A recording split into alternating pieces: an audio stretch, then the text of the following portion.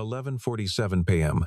The 48th floor of Meridian Technologies had a particular quality of silence in the final hours before midnight, not the silence of emptiness, but the silence of machines working, of servers breathing behind reinforced walls, of electricity, moving through 10,000 circuits in patterns that cost more money per second than most people earned in a year. Ethan Calloway moved through that silence with a mop. He was 53 years old, broad through the shoulders in a way that suggested an earlier life of physical work, with hands that were too careful to belong to someone who had spent his whole career pushing a cart down office corridors. His hair was the color of iron. His face held the particular stillness of a man who had learned, over a very long time, not to let the world see what he was thinking. He wore the gray uniform of Meridian's contracted cleaning service Apex Facility Solutions. The embroidered patch on his chest said, and he moved his mop across the polished concrete floor of the main engineering corridor in long, deliberate strokes.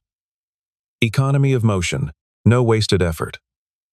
He had cleaned this floor 211 nights in a row, and he had learned its exact dimensions, its drainage gradient, the precise angle at which water beaded against the baseboard near the server room entrance. He noticed things like that. He had always noticed things like that. At 11:47, the lights changed. Not all of them, just the bank of status monitors above the central operations desk, which had glowed steady green for as long as Ethan could remember. They went red, one after another, cascade style, the way dominoes fall when the first one tips. Ethan stopped mopping. He looked at the error codes scrolling across the primary display. He read them the way a musician reads sheet music, not laboriously, working out each note, but all at once. The whole pattern resolving into meaning in the space of a single breath. Then he looked away. He placed his hands back on the mop handle and continued cleaning, because nobody had asked him. Ethan had started at Meridian Technologies 8 months ago, on a Tuesday in March, during the kind of cold, wet rain that made Chicago feel like a city that had given up. He had taken the bus from his apartment in Pilsen, 37 minutes door to lobby, if the 18 line was running on schedule, and he had presented himself at the service entrance at exactly 9:55 p.m., 5 minutes before his shift began. The supervisor, who processed his paperwork, a heavy-set man named Gary, who smelled like vending machine coffee, had looked at Ethan's application with the particular expression of someone who didn't know what to make of what he was reading. Says, "Here you were an engineer." "A long time ago," Ethan said. "What kind?" "Software, systems architecture." Gary had looked at him for a moment, then back at the form. "Why are you applying for a cleaning position?" "I need the insurance," Ethan said. And that was true. It was also, like most of what Ethan said, the minimum required truth, the answer that answered the question, without opening any other questions. Gary shrugged and gave him his uniform. The work itself was not difficult. Ethan had been surprised, in the beginning, by how much he didn't mind it, the physical simplicity of it, the clear start and clear finish, the satisfaction of moving through a space and leaving it better than he found it. There was an honesty to cleaning that he had not expected. The building was dirty. He cleaned it. The building was less dirty. Cause and effect. Unambiguous and complete. He was good at it. In the methodical way, he was good at everything he applied himself to. He mapped the floor plan of the 48th level in his first week, noting the load-bearing columns, the cable conduit runs, the placement of the emergency power relays. He learned the rhythm of the night security rotations, the maintenance schedules for the HVAC units, the particular quirks of the men's restroom on the north end, whose pressure regulator ran about 8 pounds low and made the third toilet from the door flush with a sound like someone clearing their throat. He learned these things not because he intended to do anything with them, but because he couldn't stop himself from learning them. His mind moved toward the functional logic of systems, the way water moved toward low ground. It was the oldest habit he had. The day shift employees largely didn't see him. He arrived after most of them left and departed before the earliest arrivals came in. He was part of the infrastructure of the building, like the plumbing or the fire suppression system present, essential in a background sort of way, and completely invisible. The younger engineers who occasionally worked late sometimes spoke in front of him with the unself-consciousness of people who have forgotten that other people can hear. He listened, not to gather information, but because sound was something his mind automatically processed and filed.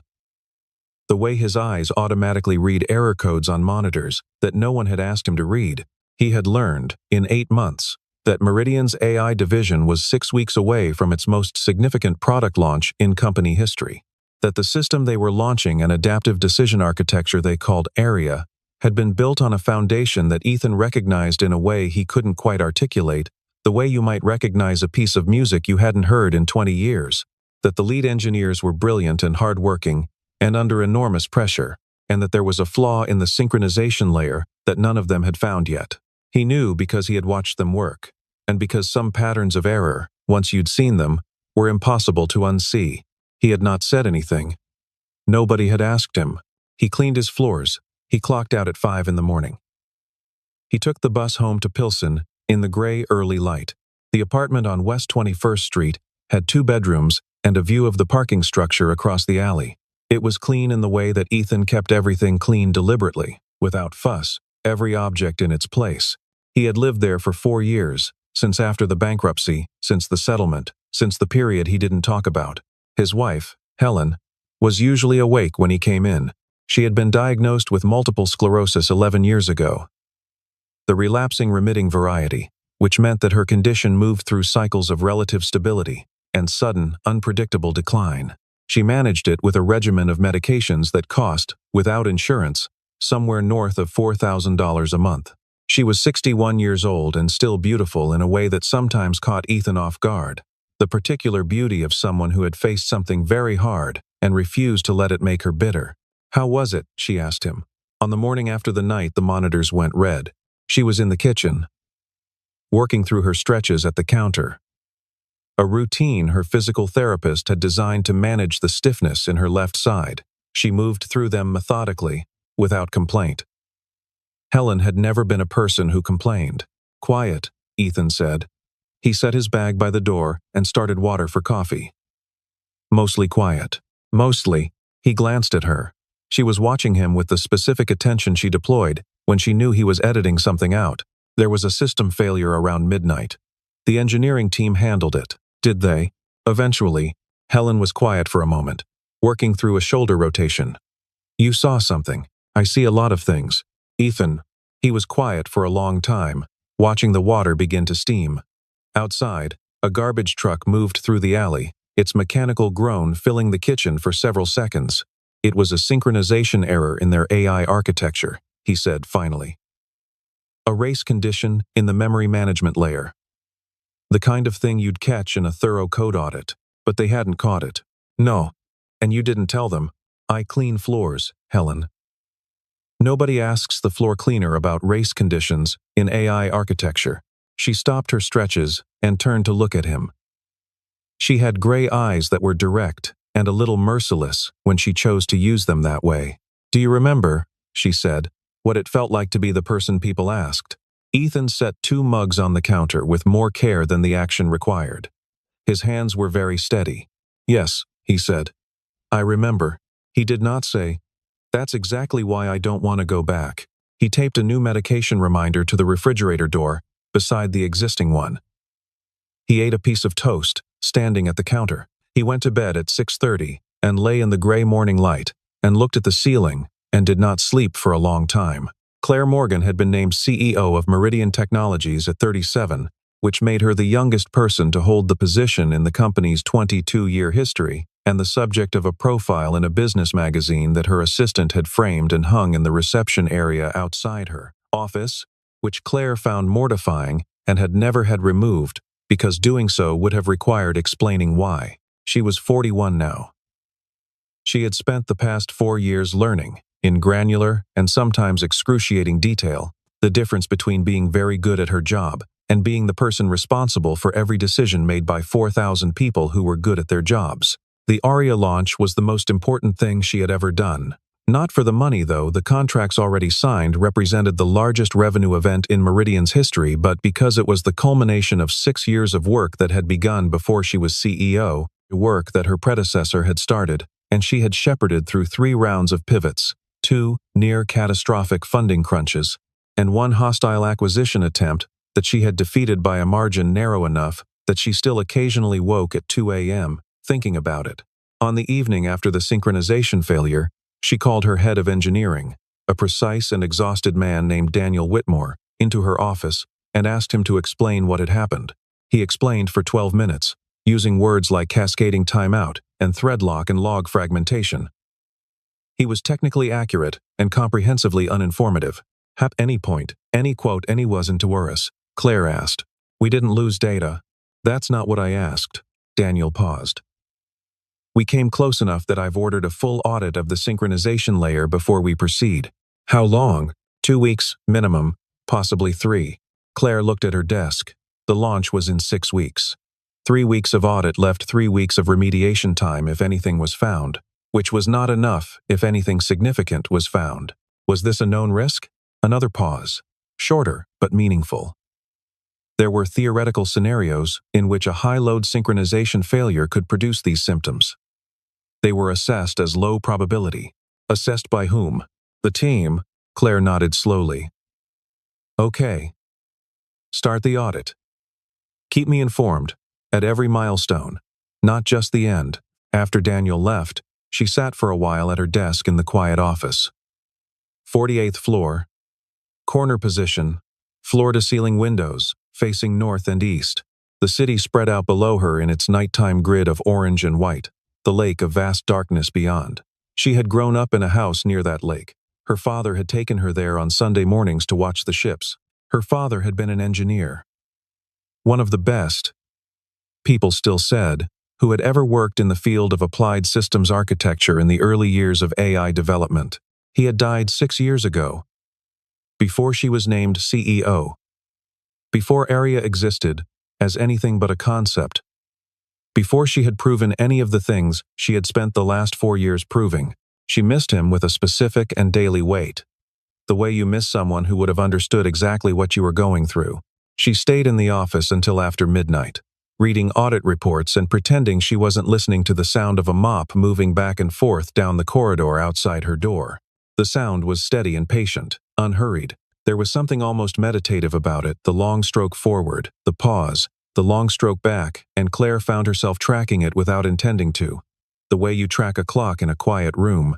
She wondered, without quite deciding to wonder it, what a person thought about during 8 hours of that work. Whether they listened to music, or let their mind go somewhere else, or whether they stayed present in the physical simplicity of the task, and found that sufficient. She had never had a job that required only her body. Every position she had held since her first internship at 22 had required the specific and exhausting management of other people's expectations, other people's anxieties, other people's professional insecurities. She was good at it. She had learned to be good at it in the way you learn to be good at anything that you did every day for 20 years. But she had never fully made her peace with the cost of it, which was that you spent a great deal of your mental life managing things that had nothing to do with the work itself. The mop in the corridor did not sound like it was managing anything. The second failure was worse. It happened on a Thursday, 9 days into the audit, at 11:23 p.m. Ethan heard the alarms from the east corridor, a low, repeating tone, not loud but insistent, and pushed his cart to the window of the engineering bay to see what was happening. What was happening was everything at once. The central ARIA development cluster occupied a glass-walled room the size of a tennis court, visible from the corridor through safety glass that was supposed to be soundproofed but was not quite.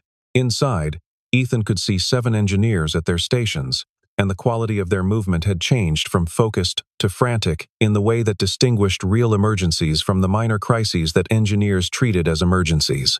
Real emergencies had a particular texture of helplessness, people talking over each other, hands running through hair, the specific paralysis that came from knowing the problem was large and not knowing where it started. The primary display wall showed cascading red.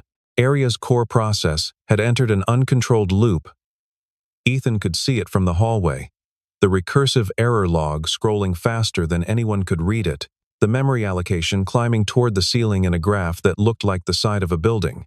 A senior engineer named Marcus Ethan had learned his name from 7 months of proximity was on the phone, visibly arguing with someone. 2 younger engineers were trying to implement what appeared to be an emergency rollback, which was the right instinct but the wrong entry point. They were hitting the symptom instead of the cause. Daniel Whitmore arrived at 11:31, still in his jacket, tie loosened. He looked at the displays for 45 seconds without speaking, which told Ethan something about Daniel Whitmore. He was a man who needed to understand before he acted, which was a virtue that became a liability under certain kinds of time pressure. The cause was not subtle.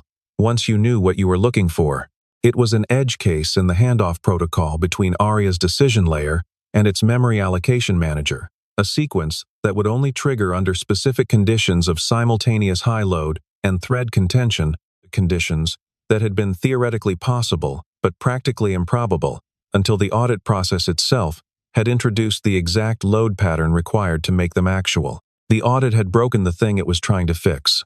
Ethan watched this understanding fail to develop in the room behind the glass. He watched Marcus end his phone call and start another one. He watched Daniel write something on a whiteboard that was the right category of solution but the wrong specific implementation.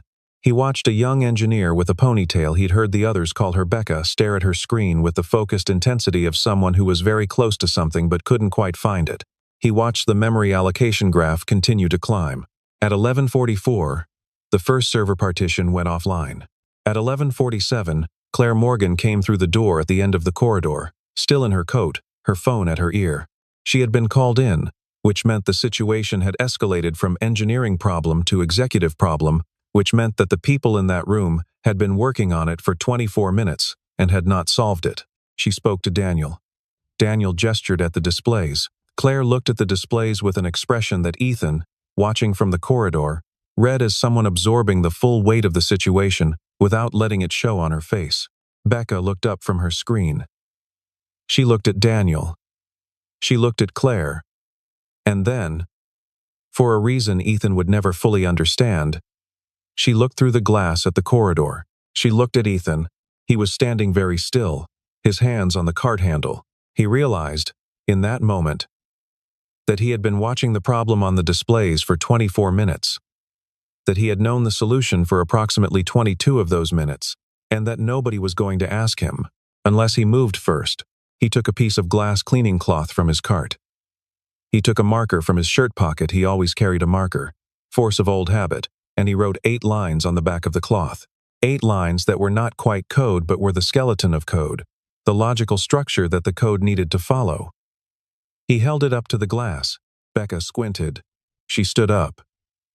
She walked to the glass and read what he had written, and Ethan watched the expression on her face change in the specific way that a face changes when a solution that seemed impossible reveals itself as not only possible but obvious. She turned and said something to Daniel. The door opened. Daniel came into the corridor with Claire behind him and 3 engineers behind her. He looked at Ethan. He looked at the cloth in Ethan's hand. He looked at it for a long moment, with an expression that moved through skepticism, reluctance, and something that was not quite desperation, but was adjacent to it. "May I see that?" he said. Ethan handed it to him. Daniel read it. Claire read it over his shoulder. Becca read it over Claire's shoulder, and then said, quietly, "He's right about the entry point. The handoff lock is in the wrong place. If we redirect the allocation request here," she pointed before the thread contention check, "the loop can't form." "That's not how the protocol was designed," Marcus said. "No," Becca said. "That's how it should have been designed." Daniel looked at Ethan. How do you want to discuss it?" Ethan said. "Or do you want to fix it?" There was a silence. "Fix it," Claire said. It took 11 minutes. Becca implemented the redirect, while Marcus handled the threadlock sequence, and a 3rd engineer named Owen managed the controlled restart of the affected partitions. Ethan stood in the corridor. He did not go in. He had not been invited in, and he understood the distinction. At 12:02 a.m., the memory allocation graph stopped climbing. At 12:04, it began to descend. At 12:07, the first partition came back online. By 12:14, all systems were stable, and the error cascade had resolved to a single correctable fault log that would take 10 minutes to clear. The room behind the glass went through a particular kind of silence, the silence after a very loud noise, when people are still adjusting to the absence of what had been overwhelming them. Ethan capped his marker and put it back in his pocket. He took the cloth back from Daniel, who was still holding it, and returned it to his cart. He moved his cart to the next station on his route. "Wait," Claire said. He stopped. She came to stand a few feet away from him in the corridor. She was tall, and she looked at him directly, and Ethan had the sense that she was a person who had learned to see things accurately, not a common skill, in his experience, among people who had reached her level of institutional authority. "Who are you?" she said. Ethan looked at her for a moment. "I'm the man who cleans the 48th floor. That's not what I asked." "I know." He held her gaze for a second. Then he turned and pushed his cart toward the south corridor. Behind him, he heard her say something to Daniel, too low to make out. But her voice had a quality he recognized, the focused, very quiet voice of someone who has just decided to find something out. He kept walking. The employment file for Ethan Calloway, as maintained by Apex Facility Solutions, was 3 pages long. It listed his hire date, his shift assignment, his emergency contact Helen Calloway, wife, and a note in the performance review section that read, "Reliable, no complaints." Before Apex, a 3-year gap in employment history. Before the gap, a notation that he had previously worked in software development. No company name, no title, no dates. Claire's assistant, a meticulous young man named Preston, exhausted his standard channels in under 2 hours and came back with nothing useful. It took a researcher from Meridian's legal department, working through a combination of public business records and archived industry publications, 2 full days to find what was actually there. Claire read the report on a Saturday morning, alone in her office. She read it twice. In the mid-90s, a company called Hargrove Systems had been one of the most significant players in early enterprise AI development. Not a household name. This was before AI was a household concept, but known within the industry as the place where some of the most original thinking about adaptive decision systems was being done. Hargrove had employed, from 1991 to 2003, a systems architect named Ethan Calloway, who had risen to lead their core research division and whose work on recursive learning frameworks had been described in a 1999 trade publication as a decade ahead of where everyone else is working. In 2003, Hargrove Systems declared bankruptcy following the collapse of 2 major contracts and allegations of financial mismanagement at the executive level. The company's founders and senior officers were investigated. Several were prosecuted. Ethan Calloway was not among them. He was never charged with anything, but he was named in a civil lawsuit as a co-respondent, and the suit, though eventually dismissed, had taken 4 years to resolve. His name appeared in industry publications through 2003, and then, with no announcement or explanation, stopped appearing. The last mention Claire's researcher found was a brief item in a trade newsletter from the fall of 2004, noting that Ethan Calloway had left the technology sector following the Hargrove dissolution and was not expected to return. Claire put the report down on her desk. She thought about the synchronization fix, the precision of it, the economy, the way it had gone directly to the root without touching anything unnecessary. She thought about the 8 lines on the cloth and how they had contained, in compressed form, a structural insight that her entire engineering team, working under pressure, had missed. She thought about a man eating a piece of toast in a dim kitchen at 5 in the morning before a bus ride to a job that paid him $19.40 an hour. That evening, she walked the entire 48th floor at 11:30 p.m. She found Ethan in the east corridor, systematically cleaning the baseboards. He looked up when he heard her coming and waited with the patience of someone who had been expecting this. "Hargrove Systems," she said. He looked at her without expression. "You built adaptive decision frameworks before most people knew what that meant." "I worked for a company that went under," he said. "It was a long time ago." "Ethan, Miss Morgan." He said it without heat, but with finality. "I appreciate you coming down here." "I do. But there is nothing in what happened the other night that requires any further discussion." "I disagree." "That's your right." He turned back to the baseboard. Claire stood there for a moment, watching him work.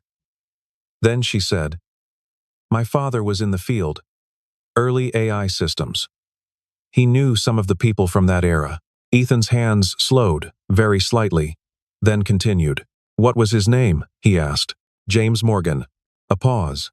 Not a surprised pause, more like the pause of someone adjusting to an unexpected wait. "I knew him," Ethan said. He did not say anything else. Claire waited. And when it became clear that he was done, she said goodnight and walked back toward her office. What had actually happened at Hargrove Systems, in the version that existed in documents rather than rumors, was this. The company's CFO had been running a parallel funding scheme for 3 years before anyone noticed. He had been drawing on development accounts to finance the personal investment portfolio of Hargrove's founding CEO, who had known nothing about it and subsequently cooperated with investigators.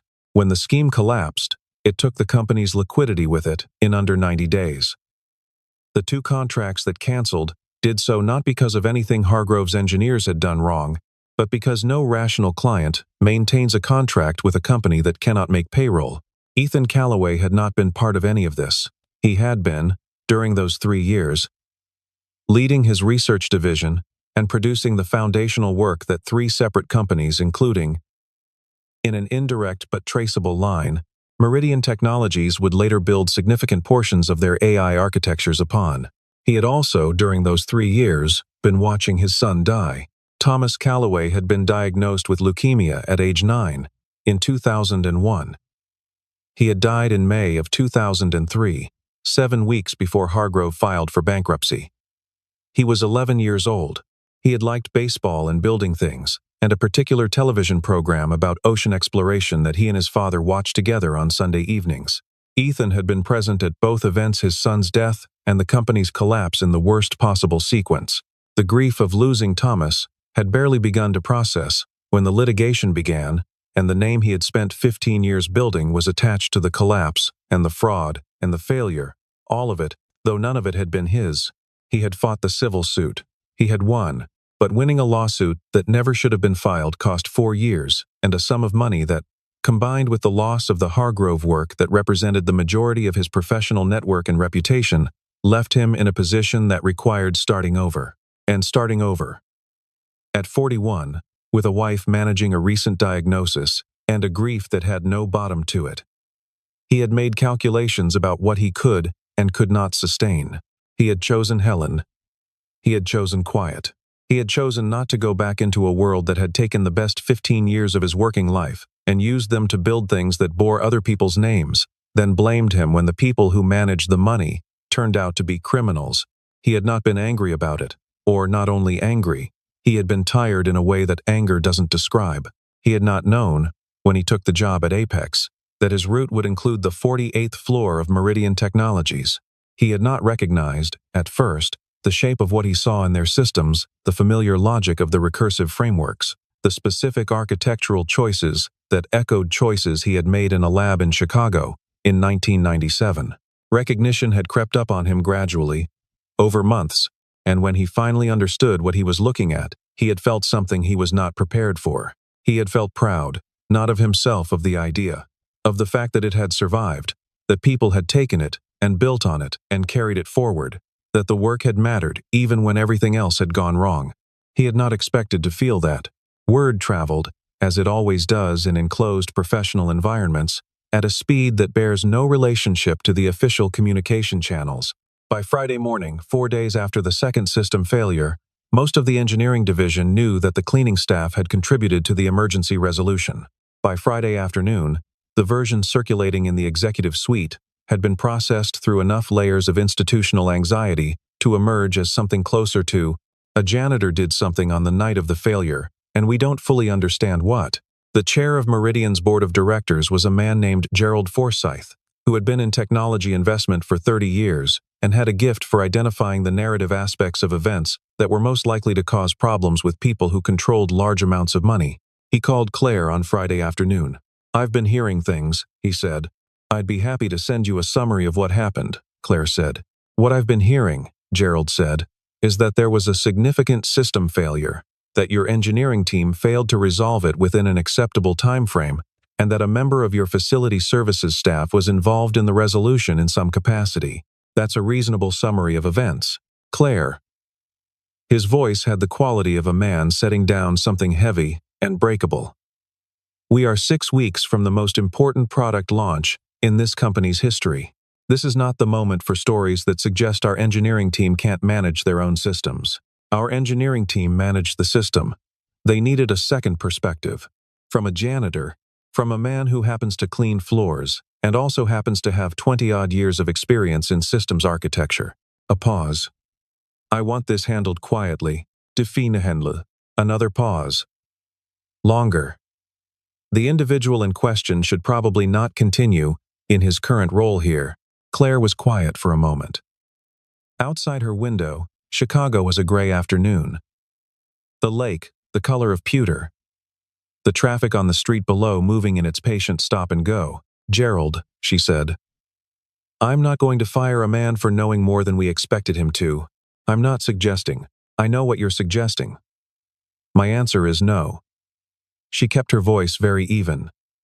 If this comes to a board discussion, I'll make the case in those terms, but I'd prefer to avoid wasting everyone's time. The call ended shortly afterward. Claire sat for a while with her phone on the desk. She thought about what it meant that her first instinct, before the board's concern, before the optics, before any of the institutional calculations, had been straightforward. A man who had been treated as invisible had done something valuable, and the correct response was to see him, not to manage him, not to mitigate the awkwardness of his having exposed a gap in the team's knowledge, to actually look at him. Her father had told her something, once, about the engineers he most respected. He had said, "The best ones are the ones who care about the problem more than the credit. They're rare. When you find one, don't let them go." She pulled up Ethan's personnel file and looked at it for a long time. James Morgan had died of a cardiac event at 64, while sitting at his desk in the study of his house near the lake. His death had been fast, the doctors said, which was what people said when they meant that the person had not suffered, though Claire had found little comfort in this beyond the factual. Her father had died alone in his study, which was where he had spent the majority of his waking hours for 40 years, and the fact of his being found there by her mother 3 hours later was something she had never fully been able to set aside. He had left, in addition to the standard estate documents, a small hard drive that his attorney had delivered to Claire with a note. For Claire. When it seems right, she had watched the videos on the drive twice. There were 4 of them, recording sessions of varying length. Her father in his study talking directly to a camera set up on his desk. They were personal and practical, and not quite what she had expected, and exactly what she should have expected from a man who was more comfortable with systems and plans than with sentiment. She had not watched them a third time. She had put the drive in the bottom drawer of her desk at home, under a stack of the industry journals she never quite got around to reading. On the Saturday after the board call, she drove to her parents' house. Her mother still lived there, and retrieved the drive. She brought it back to her apartment and set her laptop on the kitchen table and opened it. The 4th video was 18 minutes long. She had watched it twice before without fully understanding why he had included it. She watched it again now. Most of it was practical reflections on what he had learned about building teams, about institutional culture, about the difference between people who understood the problem and people who understood the politics of the problem. The kind of thing her father communicated most naturally when he framed it as analysis rather than advice. At the 13-minute mark, he said, "I want to talk about someone you may never meet. His name is Ethan Calloway. We worked together briefly, through mutual colleagues, in the late 90s. He was the most naturally gifted systems architect I ever encountered. And I say that having known some very gifted people, he had the specific quality of seeing the whole structure of a problem at once, not just the part that was presenting as the symptom. It's a rare thing. Most people learn it, if they learn it at all, slowly and with great effort. For Calloway, it seemed to be the way he was built." Claire set her coffee mug down. "Hargrove was a terrible situation," her father continued. "He was in the wrong place at the wrong time. And what happened to his reputation during the litigation was unjust. I tried to help, I made some calls, but by the time I understood the full situation, he had already decided to leave the field, and I wasn't able to reach him. He was dealing with things that had nothing to do with technology. And I think the professional loss, as serious as it was the smaller of the losses he was carrying." He paused, looking off camera briefly. "I don't know where he is now. I hope he's all right. But I wanted to say this, because I never said it to him directly. The work he did at Hargrove was foundational. It didn't disappear when the company did. The ideas spread the way good ideas do through the people who'd encountered them, who carried them into the next place, and the next.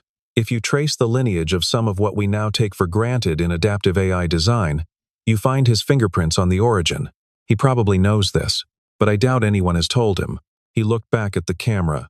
If you ever encounter him in the world of systems architecture, however large it seems, is actually quite small. Listen to what he says, and tell him that James Morgan thought the field was the poorer for his absence. The video ended. Claire sat at her kitchen table for a long time in the quiet apartment. The lake was visible from her window, the same lake she had grown up beside, the same water her father had taken her to see on Sunday mornings. She was crying before she fully realized she had started. The way you cry when something closes a loop you didn't know had been open. She found him in the break room on the 48th floor, on a Monday evening at 10 p.m. He was eating a sandwich and reading a folded newspaper with the absorption of someone who had made peace with eating alone. The room was empty, except for him. The overhead light was the flat, institutional white of all break rooms everywhere. He looked up when she came in. He did not seem surprised. Claire sat down across from him. She put the drive on the table between them. She said, "My father left me some videos. In one of them, he talks about you." Ethan looked at the drive. He did not touch it. What does he say? That you were the most gifted systems architect he ever met. That what happened at Hargrove was unjust. That the field was the poorer for your absence. She paused. And that if I ever encountered you, I should listen to what you had to say. The break room hummed with the particular quiet of a large building at night. Somewhere down the corridor, a machine made a brief mechanical sound and went still. Ethan looked at the table. Something moved across his face, not quite grief, not quite relief. Something that required both words, and neither one exactly. James Morgan was a good man, he said finally. He was. He tried to help. After. I know that. I wasn't in a position to. He stopped. Began again. There was a lot happening at once. I wasn't managing any of it particularly well. I know, Claire said. I read the research report, and I understand the timeline. He was quiet for a moment.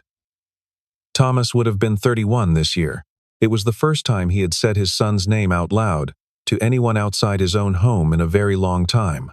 He was aware of this in the particular way that you are aware of a door opening after a long closure. Claire said nothing. She understood, from the way he had said it, that nothing was the correct response. After a while, Ethan looked up. "What do you want, Miss Morgan?" "I want you to talk to my engineering team," she said. Not as a janitor and not as a miracle worker. As someone who has been watching their system for 8 months and has things to tell them, formally I mean, in a room where they take notes. And then, that depends on what you want. If you want to go back to pushing a cart, I'll make sure it's the best compensated cart in the facility. If you want something else, we can talk about what that looks like. Ethan looked at her steadily. I'm not interested in a title. I know. I'm not interested in credit. I know that too. The insurance is important. Helen, my wife. I know about Helen. Whatever she needs, that's handled.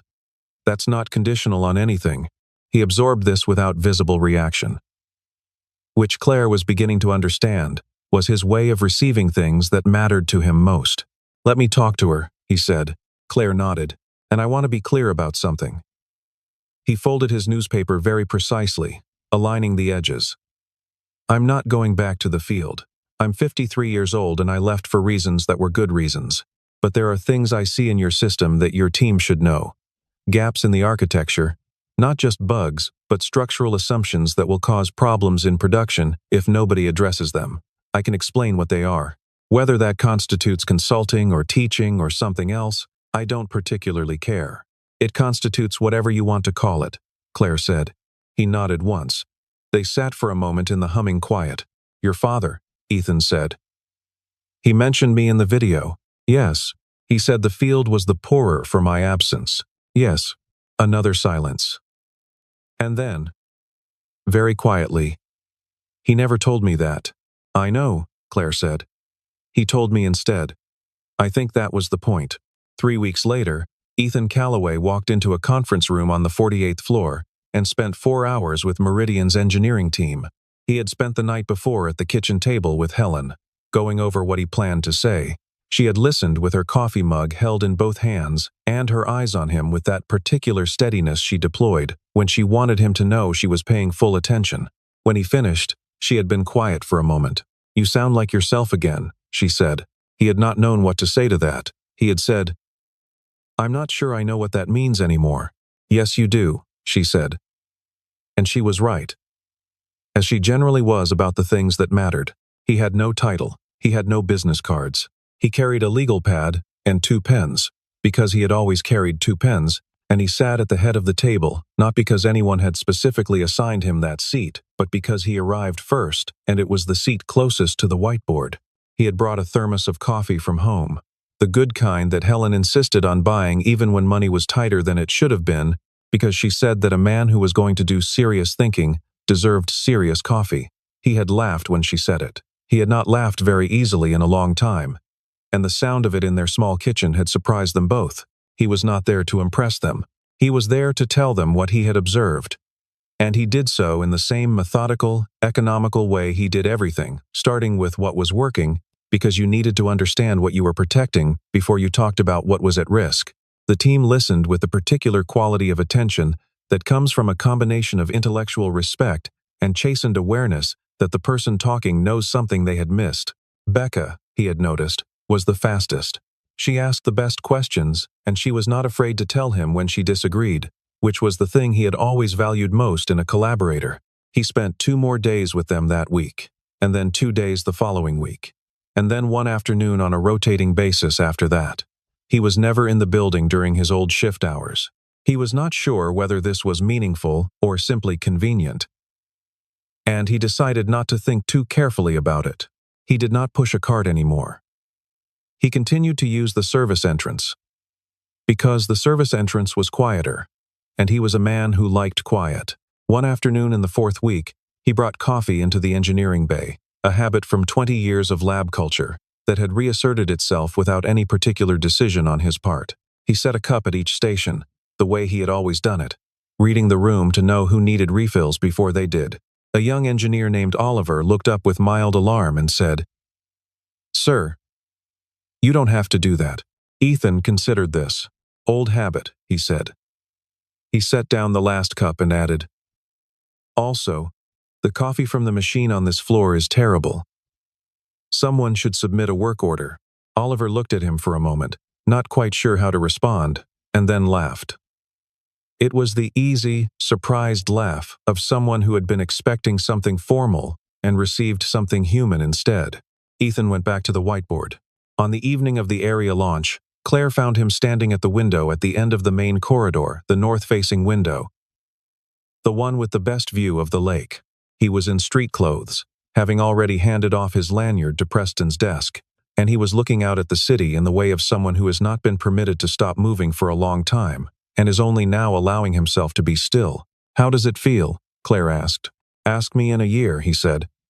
"When we see what the system actually does in production." "I meant tonight." He was quiet for a moment. The lake was very dark at this hour, and the city's lights made a wide, bright ring around its edge. "Strange," he said.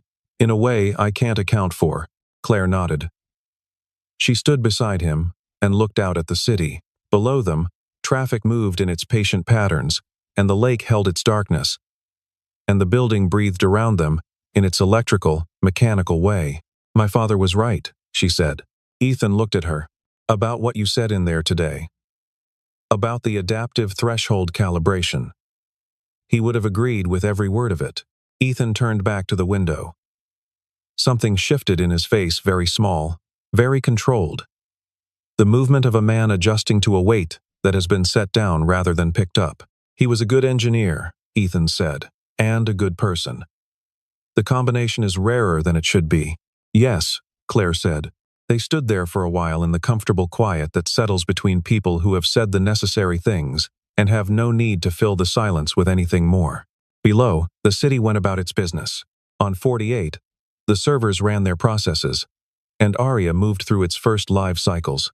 And somewhere in the code, if you traced it back far enough, through the iterations and the rewrites and the years of accumulated work, you found the original logic, the foundational structure, the set of ideas that had begun in a lab in the mid-90s, when a man who believed in the problem more than the credit had worked very late on something he thought might matter. It had mattered. Ethan Calloway looked out at the lake and did not say this out loud. He did not need to. The building said it for him. In the quiet, persistent language of things that endure.